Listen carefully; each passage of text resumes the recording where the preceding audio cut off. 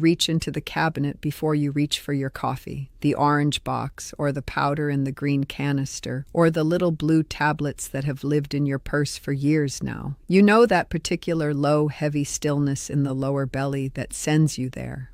That morning weight that settled in sometime in your 60s and has never quite decided to leave.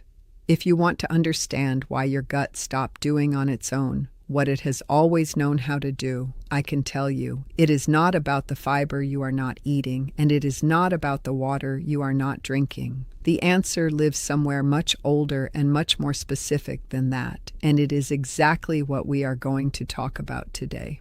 Come in, my friend, I am glad you are here. What I am about to share with you could change how you feel every single morning for the rest of your life, and I do not say that lightly. The woman who can get up and move through her day without planning it around, whether her gut cooperates, without that low background anxiety about whether today will be a hard morning or an easy one, that woman can be fully present. I have heard from folks on this channel who tell me they do not go to their grandchildren's Saturday morning games anymore. Not because of their knees, because they are afraid to be 2 hours from home on an uncertain morning. That fear is real, and no laxative box has ever truly addressed it. Most doctors have about 7 minutes with you in that room. They reach for what they can hand you quickly, not because they do not care, but because the conversation about what is actually happening in your gut takes longer than any appointment allows. What you are about to hear is what those appointments do not have time for. My name is Maddie. I have tended an apothecary garden in the high desert hills of northern New Mexico for over 40 years. Before that, I learned from my mother, who learned from her mother, who carried plant knowledge from the Italian country women of our family line. The curanderas of Taos and Santa Fe added layers to what my grandmother first placed in my hands when I was young enough to kneel in the garden without my knees complaining. I am not a doctor, and I do not speak the way doctors speak.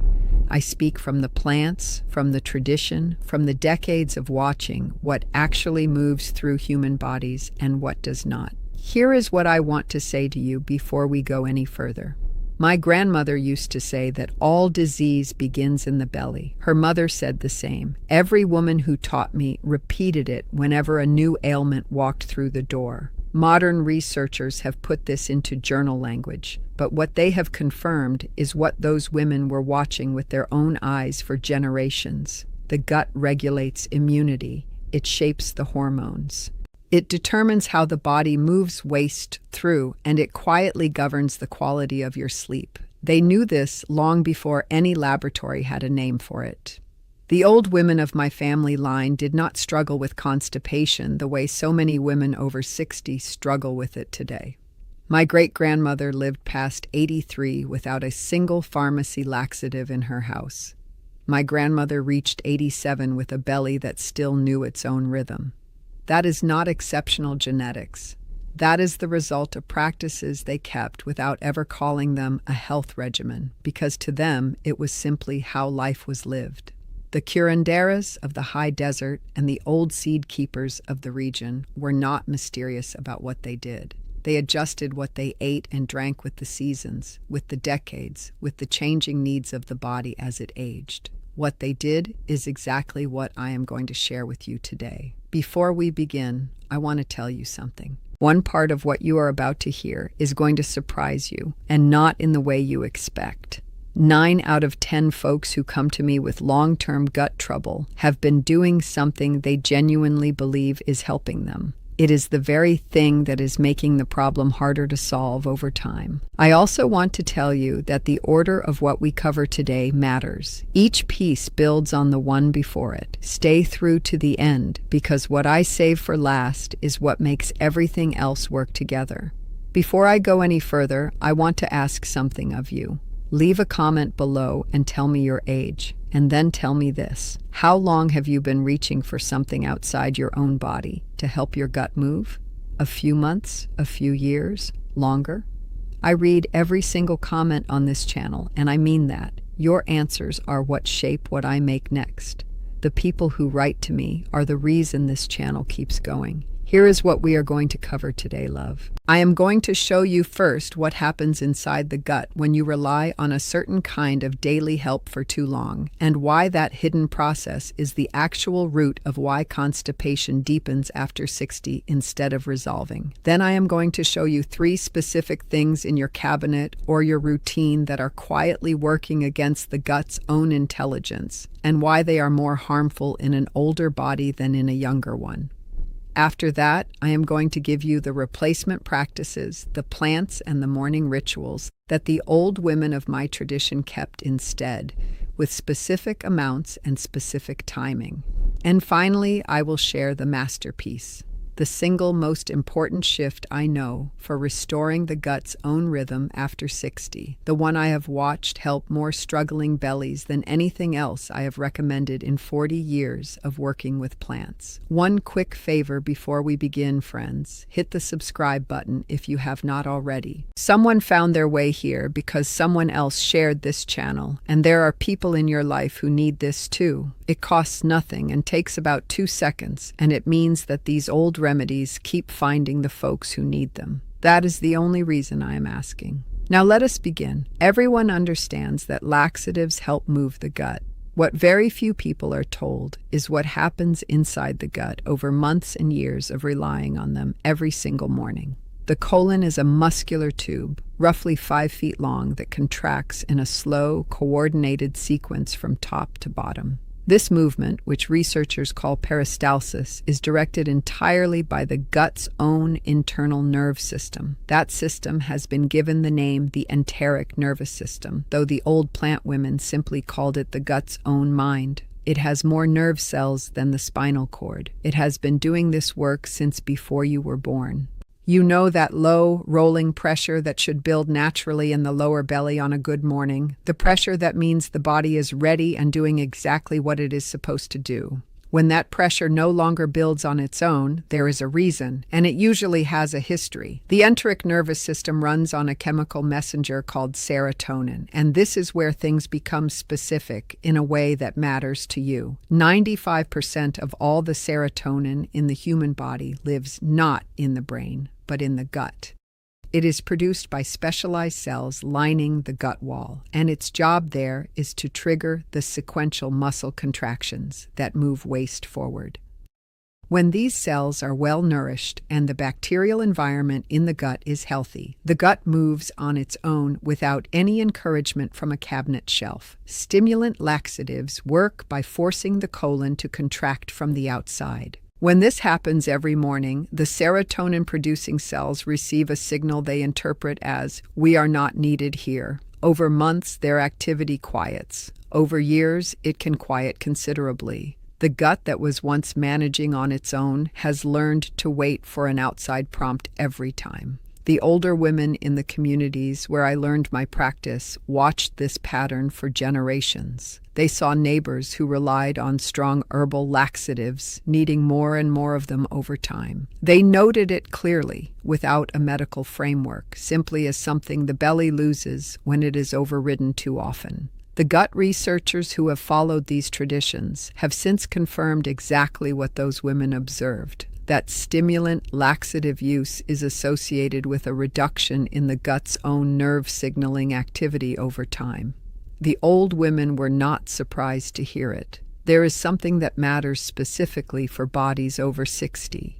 The gut's population of nerve cells naturally begins to thin after 60. The gut that had some reserve in its mid-50s has measurably less to spare at 70 and still less at 80. This is why stimulant laxative dependency takes hold faster and holds harder in older bodies than in younger ones. The cushion is smaller. The gut that might have recovered its own signaling at 45 has a harder road back at 68. As with any product you rely on daily over a long period, it is worth speaking with your doctor before making changes, especially if you are managing other conditions. 3 specific habits, my friend, and all 3 are common, and all 3 are well-intentioned. The first is daily stimulant laxative use, not occasional use when travel or stress has disrupted things. Daily use. If you have been taking Senna tea or a similar tablet every single morning for more than 6 months, your gut has adjusted its expectations accordingly. The gentler path away from this is to alternate days for 2 weeks while adding the plant practices you are about to hear, then move to every third day and allow the gut's own signaling to gradually wake up again. Patience here is not weakness, it is how the gut heals. The second is daily powdered fiber supplements taken without substantial food.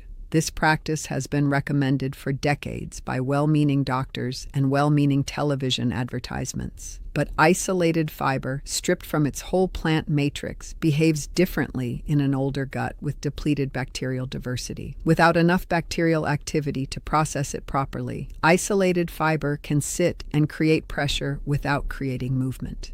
You may feel full and bloated without actually moving anything forward. Fiber works when it has bacterial partners. Without them, pouring isolated fiber into a depleted gut is like adding logs to a fire that has run out of oxygen. The third is relying on prune juice as the primary daily solution. Prune juice works through sorbitol, a natural sugar alcohol that pulls water into the colon and can cause a response. For occasional use, it is fine, but it does nothing to restore the gut's nerve signaling, nothing for the bacterial environment, and nothing for the long-term motility rhythm the gut needs to move on its own. Folks who use it every day often find they need more of it over time to achieve the same result, which is the same dependency pattern playing out through a different mechanism. I want to share something here. A neighbor of mine, Dorothy, 68 years old, a retired school librarian from Savannah, Georgia, had been taking a stimulant laxative every single morning for 6 years before she found her way to this work. What was being overlooked in her situation was that the daily use had suppressed her gut's serotonin-producing cells to the point where the colon was barely initiating on its own. Over 4 months, we worked together to gradually reduce the laxative and introduce the herbal practices I'm about to describe. By month 4, Dorothy was moving unassisted 3 to 4 times a week, compared to once every 5 to 6 days before we started. She told me, in the measured way she had about things, "Maddie, I did not know a belly could feel like it belonged to me again. Now here is where we give the gut back what it has lost. There is a jar of dried, slippery elm bark on my shelf right now from a patch I have been tending for 20 years. It is the color of wheat and carries the faint, sweet earthiness of dried inner bark that has been properly stored. Slippery elm works by forming a gentle mucilage along the gut lining, a coating that soothes an irritated gut wall and builds a calmer terrain for the gut's own movement to resume. 1 teaspoon of the powdered bark stirred into a small cup of warm water, taken before breakfast with nothing else in the stomach, begins restoring the environment the gut needs to work on its own. Many folks notice a softer, more comfortable morning within 2 to 3 weeks, particularly in the lower belly where the cramping from years of stimulant use tends to linger. Before I go further, I want to say something that shapes everything else. After 60, the gut's bacterial population has often declined by 40 to 50% from what it was in a person's prime. The gut requires all 3 of the following working together: prebiotic fiber to feed and sustain the bacterial colony, probiotic strains to replenish what the years have reduced, and postbiotics, which are the actual healing compounds the bacteria produce when they are well fed and thriving. Postbiotics are what seal the gut lining, reduce the inflammation that disrupts nerve signaling, and restore the terrain the enteric nervous system needs to function again. Think of a garden bed. Seeds need rich soil and steady water both. Without all 3 conditions working together, even healthy seeds cannot take root and grow. The second plant in the restoration is marshmallow root. 1 tablespoon of the dried root simmered in 2 cups of water for about 20 minutes, then strained and sipped warm in the afternoon. The smell of it steeping is something the women who taught me would have recognized the moment they walked into the kitchen. Earthy and slightly sweet, with the particular dusty warmth of roots that have been properly stored through a long winter. Marshmallow root supports the mucosal layer of the gut from the inside, the quiet protective work that a healthy gut lining does on its own. Plant researchers in recent decades have confirmed what those old apothecary women observed for generations, that marshmallow root supports the gut lining's protective barrier under conditions of stress. The seed keepers nodded when they heard it. Let me pause here for a moment, love. I hear the same question from folks on this channel every single week.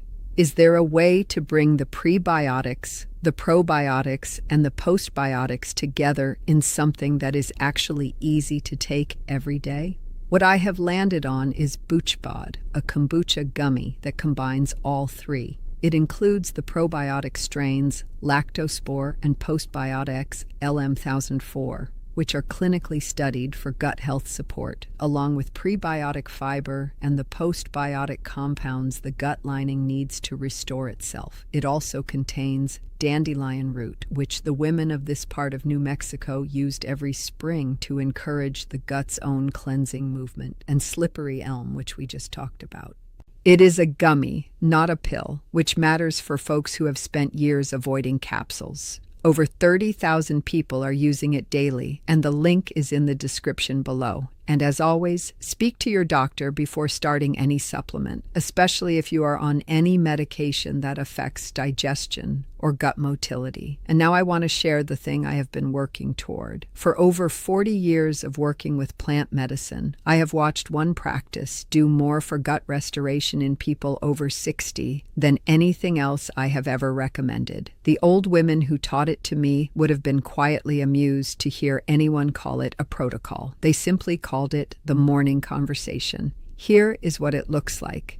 Before you touch food, before you make coffee, while your body is still holding the quiet warmth of sleep, you drink 8 to 10 ounces of warm water, not room temperature. Warm, the way water feels from a kettle left to cool for 10 minutes. Warm enough that you feel its heat move slowly down through the chest and settle into the belly. This warmth is a signal. The gut wall has temperature-sensitive nerve endings, and warmth arriving first thing in the morning on an empty stomach activates what is called the gastrocolic reflex, the neurological response that tells the colon it is time to begin moving. This reflex has always existed in the body. What suppresses it over years is cold, rush, stimulant override, and a bacterial terrain so depleted that the postbiotic compounds the nerve cells need to respond are simply no longer being produced. The women in the desert communities where I learned this work kept that morning ritual every day of their lives. They drank their warm water. They moved slowly into the morning. They kept the early hours unhurried. Their health across long decades was the result of keeping that conversation going between the body and the morning year after year across every season. To the warm water, you can add 1 teaspoon of ground flaxseed, stirred in completely. The flaxseed provides a prebiotic mucilage similar to slippery elms, and taken on an empty stomach, it reaches the bacterial colony more directly than it would taken after food. Sip it slowly. Give your belly 5 quiet minutes with nothing competing for its attention. The results of this practice, layered on top of a restored bacterial terrain, are different from either practice done in isolation. I watched this with a neighbor of mine, George, 74 years old, a retired postal worker from Burlington, Vermont. George had been relying on a combination of prune juice and over-the-counter tablets for 17 years by the time he came to this work. What was being overlooked in his situation was the gastrocolic reflex, which had been dormant for so long that no outside remedy was addressing the root cause. He began the morning warm water ritual combined with a full 3-part gut terrain restoration. By day 60, George was moving unassisted 4 to 5 times a week, compared to once every 4 or 5 days before, with his first response arriving within roughly 30 minutes of his morning ritual. George told me, in the plain-spoken way he had, "Maddie, I feel like I have my mornings back." I did not know that was something a man could get back. 2 things I want you to hold together from everything I have shared today. The gut's own nerve signaling can be restored when it is no longer overridden and when the bacterial terrain is healthy enough to produce the postbiotic compounds the nerves need to respond. and the morning warmth ritual is the door that lets that conversation begin again. The bacterial restoration is what makes the door open easily. After 40 years of watching what actually works, here are 3 things most people learn the hard way. Tip 1. Consistency over dose. A teaspoon of slippery elm every morning for 3 months will do far more than 3 tablespoons taken for 2 weeks and then forgotten. The gut responds to rhythm. Give it a reliable daily rhythm and it will begin to answer. Tip 2. Temperature matters more than most people realize. Warm water activates the gastrocolic reflex. Cold water suppresses it. If your first glass every morning is cold, that single change is costing you more than almost anything else on this list. Tip 3. Time the flaxseed correctly. Flaxseed taken after a full meal ferments differently in the gut than flaxseed stirred into warm water on an empty stomach. The empty stomach delivery reaches the bacterial colony more directly. That timing shift changes what the flaxseed actually does for the terrain. 3 mistakes I see most often, and all 3 are understandable. Mistake 1. Stopping laxatives overnight. When folks hear that daily laxative use is suppressing the gut's own signaling, many throw the box away the next morning. The gut that has been receiving an outside signal every day for years is not prepared to work entirely on its own the following morning. Stopping abruptly makes the transition uncomfortable and can take weeks longer than necessary. Step down gradually over 2 to 4 weeks while adding the plant support. Mistake 2. Adding a probiotic supplement without addressing the terrain. A single probiotic in a gut with depleted prebiotic fiber and no postbiotic support may not colonize effectively. The correction is always the 3-part approach, all 3 elements present and working together. Mistake 3. Measuring progress by the results of each individual morning in the first 2 weeks. Gut nerve signaling restores over months, not days. Track the direction of change over a 60-day window, and you will see what a single morning cannot show you. There is something I want to say before we go. The gut that moves well is the gut that has been remembered. Every plant I have shared with you today, every practice, every morning ritual, all of it points toward the same thing. Your body has not forgotten how to do this. It has simply been waiting for the right conditions to remember. I have watched women in their 70s and their 80s restore a morning rhythm they were certain was gone for good. It is never too late. The body at 70 and at 80 is still capable of learning a new conversation, still capable of coming back to what it always knew how to do. The laboratories will continue publishing papers on what these old traditions have practiced quietly for centuries. The old women already knew. What you are protecting here is not just a more comfortable morning. What you are protecting is the freedom to stand in your kitchen and make your coffee and trust that your body will handle the rest on its own. And you are protecting your ability to get in the car on a Saturday morning and drive to wherever your grandchildren are without a second thought about whether you can be that far from home. You are the keeper of this body, love. You always have been. Let me lock this in for you, my friend. We covered how the gut's enteric nervous system depends on serotonin signaling to initiate movement on its own, and how daily stimulant laxatives suppress that signaling over time, quieting the very system the gut needs to work without help.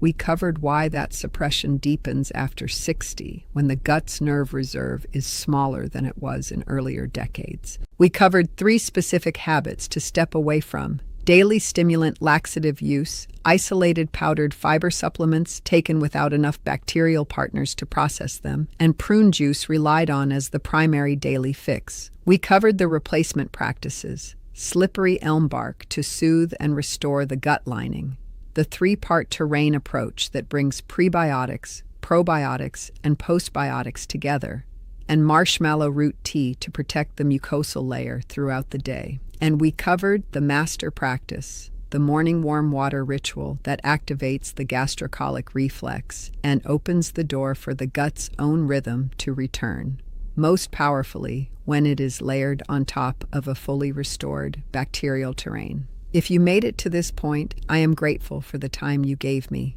and I hope something in here helps you. Please share this video with someone who needs it.